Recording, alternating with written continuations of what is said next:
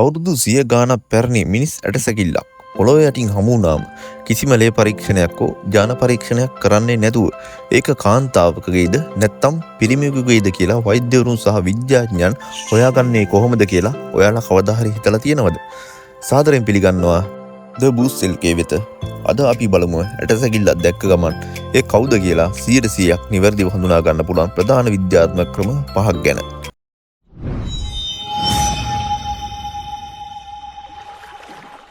අංක 1. මේක තමයි ඇටසැකිල්ලක ස්ත්‍රී පුරුෂ භාවය වෙන් කරගන්න තියෙන ප්‍රධානම සහ සාර්ථකම ක්‍රමය.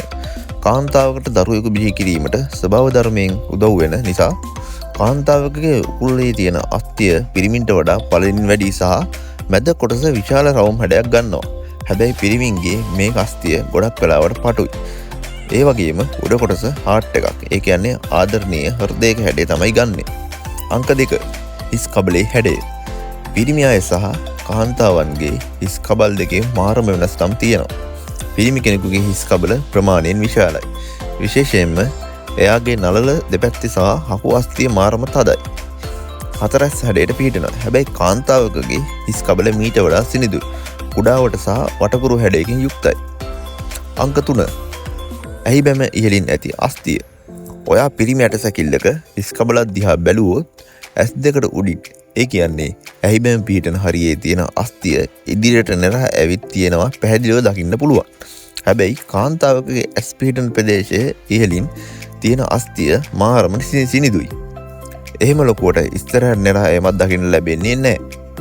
අංක 4. උරහිස් සහ ඉල ඇටකටු කූඩුව. පිරිමි ශරීරයක අස්තිය සැකැස්ම ස්වභාව ධර්මයෙන් නිර්මාණය වෙලා තියෙන්නේ බර වැඩ කරන්න පුළුවන් විදියට. ඒ නිසා පිරිමි ඇටසැකිල්ලක උරහිස් අස්ති මාරම පළලයි. ඒ වගේම පපුවේ තියෙන ඉල ඇට කූඩුවත් විශාලයි. නමුත් කාන්තාවකගේ උරහිස් පටුයි. ඒ වගේම ඉල ඇට කූඩුව ප්‍රමාණයෙන් සෑහෙන්න කුඩා වෙනවා. අංක 5. අස්තිවල බර සහ ඝනකම. සාමාන්‍යයෙන් පිරිමි ශරීරයක තියෙන අස්ති කාන්තා ශරීරයකට වඩා මාර ඝනකමයි සහ බරින් වැඩි. පිරිමින්ගේ මස්පිඩු සම්බන්ධ වන අස්තිවල කෙරවලවල් මාරම රළුයි සහ කැපී පෙනෙනවා. මොකද එයාලගේ ලොකු මස්පිඩු ප්‍රමාණයක් අස්තිවලට තදින් සම්බන්ධ වෙලා තිබුණු නිසා. ඉතින් දැන් ඔයාලත් දන්නවා ඇති ඇටසැකිල්ලක් දැක්ක ගමන් ඒ පිරිමි කිව්වේද කාන්තාවකගේද කියලා වෙන් කරගන්නේ කොහොමද කියලා.